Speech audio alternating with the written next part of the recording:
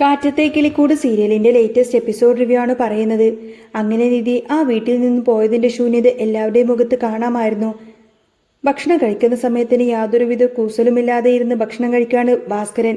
അവിടെ നടക്കുന്നതിന് തന്നെ ബാധിക്കുന്നില്ല, തന്നെ ബാധിക്കുന്ന പ്രശ്നമല്ല എന്ന മട്ടിലാണ് അയാളുടെ ഇരിപ്പ്. ഹരീഷ് അയാളെ വല്ലാതെ ദേഷ്യത്തോടുകൂടി നോക്കി നിൽക്കുന്നുണ്ട്. നിധി ഈ വീട്ടിൽ നിന്നും ഇറങ്ങിപ്പോവാൻ പ്രധാന കാരണം ഭാസ്കരനാണെന്ന ദേഷ്യം ഹരീഷിന്റെ മനസ്സിൽ തിളച്ചു മറിയുന്നുണ്ടായിരുന്നു. ഈ സമയത്തിന് എന്തെങ്കിലും പ്രശ്നമുണ്ടോ എന്ന് പേടിച്ച് സങ്കടത്തോടെ നിൽക്കുമായിരുന്നു സുഭാഷ്.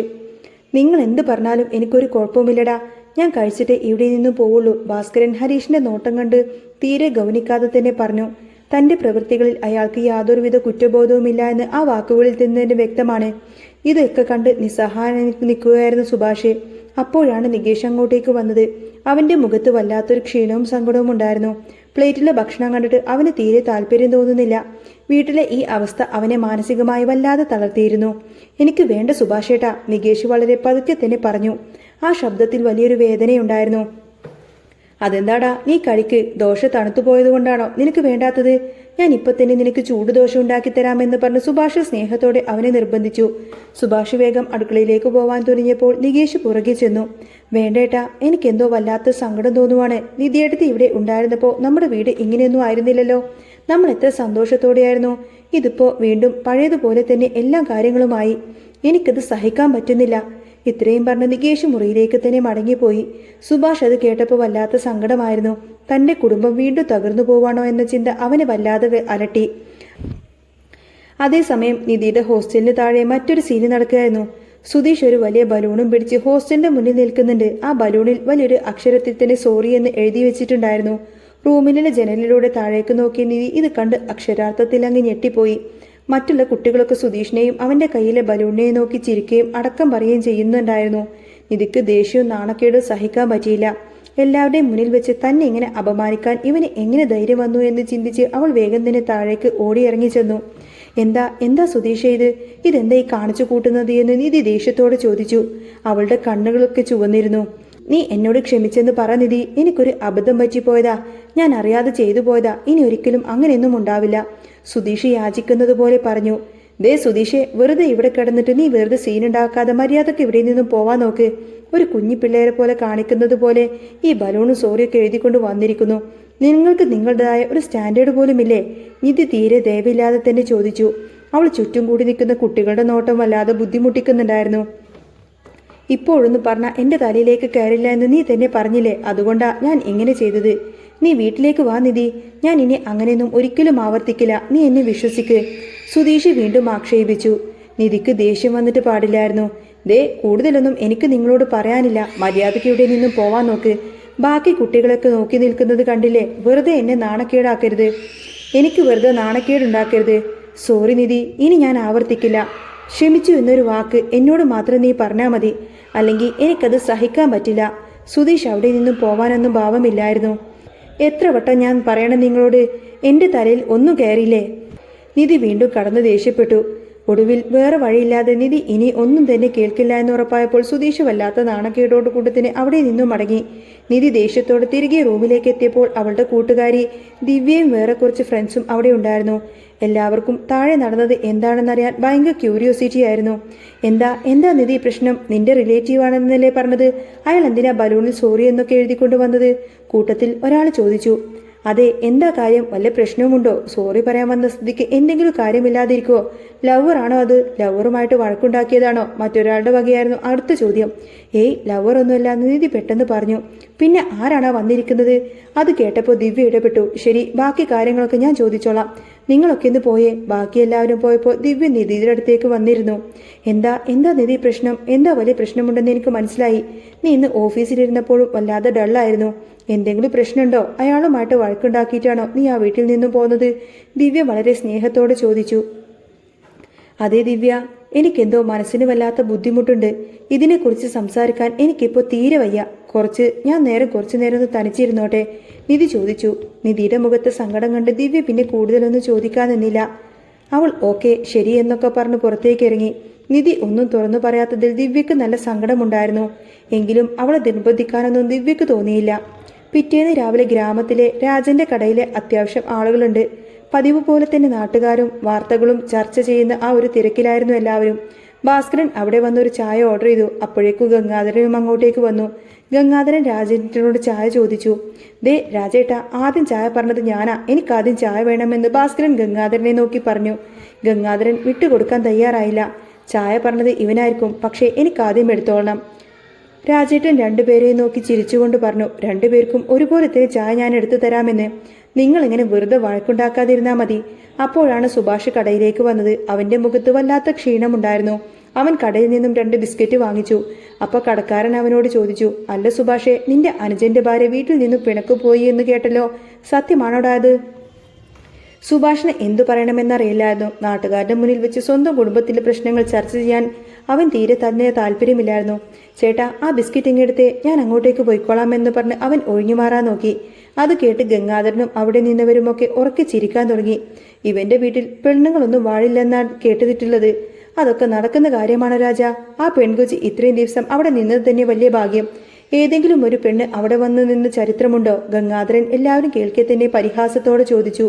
സുഭാഷൻ അത് കേട്ടപ്പോൾ ഭയങ്കര വിഷമായി. അവൻ ബിസ്ക്കറ്റും വാങ്ങിച്ച് തല കുനിച്ച് അവിടെ നിന്ന് നടന്നുപോയി. എന്നാൽ ഇതൊക്കെ കേട്ടുനിന്ന ഭാസ്കരന് വല്ലാത്ത ദേഷ്യം വന്നു.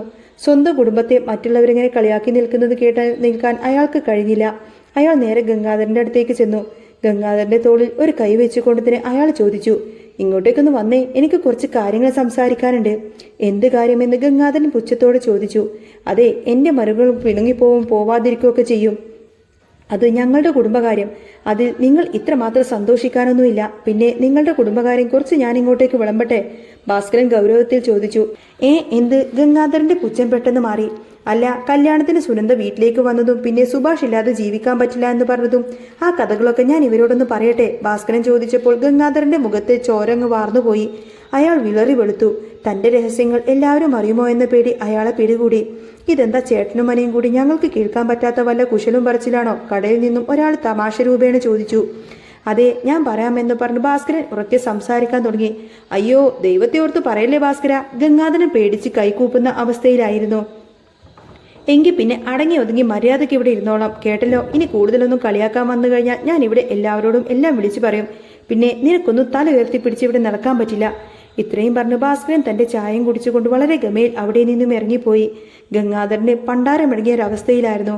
മുഖത്തഴ് അടി കിട്ടിയ പോലെ അയാൾ അവിടെ തന്നെ നിന്നു. ബിസ്ക്കറ്റ് വാങ്ങി വീട്ടിലേക്ക് എത്തിയ സുഭാഷ് നേരെ നികേഷിനെ നോക്കി.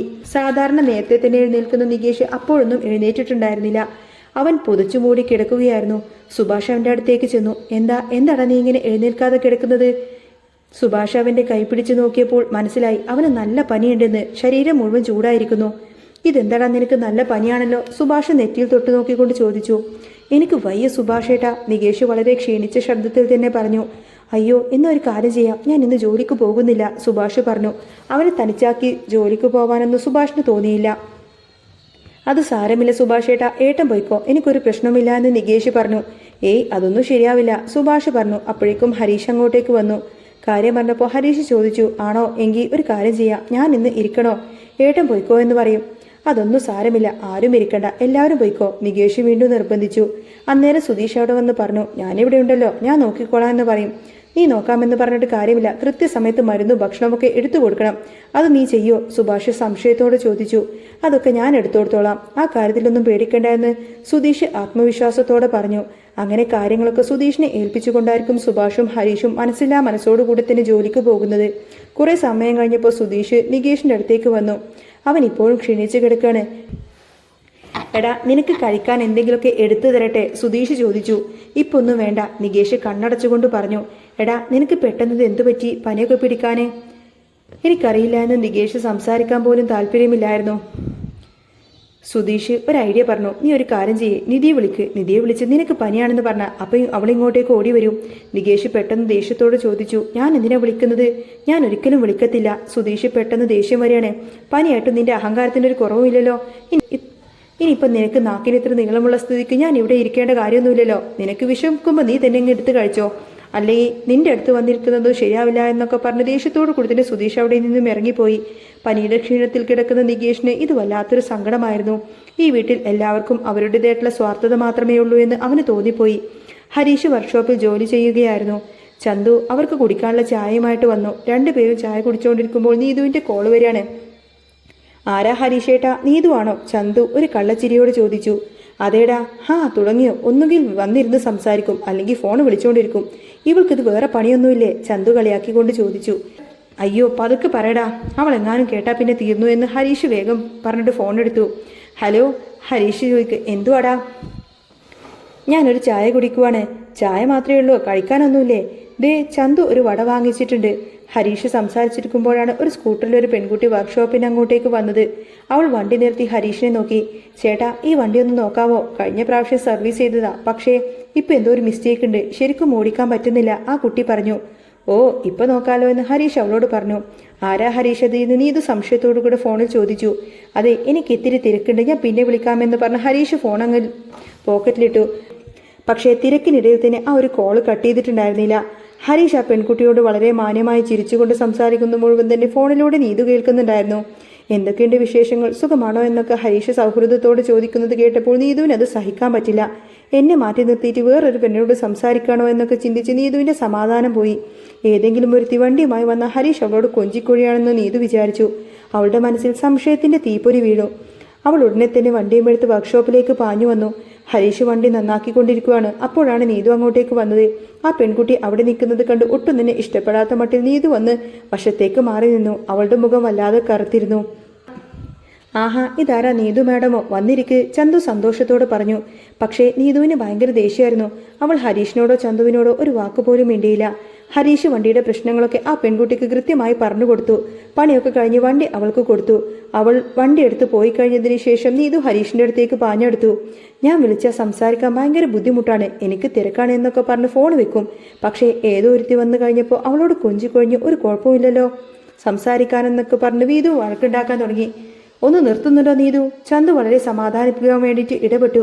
ഇതൊരു വർക്ക്ഷോപ്പല്ലേ, ഇവിടെ എത്ര പേര് വന്നു, അപ്പോൾ അവരോടൊക്കെ മിണ്ടാതിരിക്കാനോ സംസാരിക്കാനോ ഒന്നും തന്നെ പറ്റില്ലേ? അതെ, എനിക്കറിയാം ഹരീഷിന് സംസാരിക്കാൻ പറ്റില്ല എന്ന്. പെൺകുട്ടികളെ കണ്ടു കഴിയുമ്പോൾ അല്ലെങ്കിലും ഹരീഷിന് ഇച്ചിരി ഒലിപ്പീര് കൂടുതലാ, നീതു അധിക്ഷേപിക്കുന്ന സ്വരത്തിൽ പറഞ്ഞു. ഹരീഷിന് അത് കേട്ടപ്പോൾ ഭയങ്കര ദേഷ്യം വന്നു. ഒന്നും മിണ്ടാതെ പോകുന്നുണ്ടോ നീ? നിന്നെ ഞാൻ ഇഷ്ടപ്പെട്ടു എന്നത് വെച്ചുകൊണ്ട് എനിക്ക് വേറെ ആരോടും സംസാരിക്കാൻ പറ്റില്ല എന്നുണ്ടോ? ഞാൻ ആരോടും അങ്ങനെ പറഞ്ഞിട്ടൊന്നുമില്ല. ഒരു മനുഷ്യന് സ്വസ്ഥതയും സമാധാനത്തോടെ ജോലി ചെയ്യാനോ ആരോടും മിണ്ടാനും പോലും പറ്റില്ലെന്നാണല്ലോ നീ പറയുന്നത്. ഹോ, അപ്പോൾ ഞാനല്ല നിന്റെ സ്വസ്ഥതയും സമാധാനമൊക്കെ കെടുത്തുന്നത്? നീതു ചോദിച്ചു. അവളുടെ കണ്ണുകളൊക്കെ നിറഞ്ഞിരുന്നു. അതെ, നീ തന്നെയാണ്, ഹരീഷ് യാതൊരുവിധ മയവുമില്ലാതെ പറഞ്ഞു. ഇത് കേട്ടപ്പോൾ നീതുവിന് വല്ലാത്ത സങ്കടം വന്നു. സങ്കടത്തോടും ദേഷ്യത്തോടെയും അവൾ അവിടെ നിന്നും പിണങ്ങിപ്പോയി. ഹരീഷിന് ഭ്രാന്ത് പിടിക്കുന്നത് പോലെ തോന്നി. അവൻ കയ്യിലുണ്ടായിരുന്ന സാധനങ്ങളൊക്കെ താഴേക്ക് വലിച്ചെറിഞ്ഞു. പോകുന്നവരൊക്കെ പോട്ടെ ഹരീഷേട്ടാ, അല്ലെങ്കിലും ഇത്ര നിസ്സാര കാര്യത്തിന് വെറുതെ ഇങ്ങനെ പ്രശ്നമുണ്ടാക്കുന്ന ഇവൾമാരൊക്കെ സ്നേഹിക്കുന്ന നമ്മളെ വേണം പറയാനെന്നൊക്കെ ചന്തു ഇങ്ങനെ ഹരീഷിനെ ആശ്വസിപ്പിക്കാൻ വേണ്ടി പറഞ്ഞു. ഇതിനൊന്നും ഒരു ആവശ്യമില്ലായിരുന്നു, ഞാൻ മര്യാദക്ക് പോയിക്കൊണ്ടിരുന്നതാ, ഇതിപ്പോൾ പറഞ്ഞിട്ടൊന്നും ഒരു കാര്യമില്ലല്ലോ എന്നൊക്കെ പറഞ്ഞ് ഹരീഷ് ഇങ്ങനെ ഭയങ്കര സങ്കടത്തിലും ദേഷ്യത്തിലും ഇങ്ങനെ ദേഷ്യം കടിച്ചമർത്തി നിൽക്കുകയാണ്. ആ വർക്ക്ഷോപ്പിന്റെ തിരക്കുകൾക്കിടയിലും ഹരീഷിന്റെ മനസ്സ് വല്ലാത്ത അസ്വസ്ഥമായിരുന്നു. ഒന്നിനു പുറകെ ഒന്നായിട്ടിങ്ങനെ പ്രശ്നങ്ങൾ കുടുംബത്തെ എങ്ങോട്ടേക്ക് കൊണ്ടെത്തിക്കുമെന്നൊന്നും അറിയാതെ ആകെ ടെൻഷൻ അടിച്ച് നിൽക്കുന്ന ഹരീഷിനെ കാണിച്ചുകൊണ്ടാണ് കേട്ടോ എപ്പിസോഡ് പൂർണ്ണമാവുന്നത്. അപ്പോൾ നിങ്ങൾക്ക് ഈ ഒരു ചാനൽ ഇഷ്ടമാവുകയാണെങ്കിൽ സബ്സ്ക്രൈബ് ചെയ്യാനും സപ്പോർട്ട് ചെയ്യാനും മറക്കല്ലേ. നെക്സ്റ്റ് വീഡിയോ ഉടനെ വരാം. ബൈ.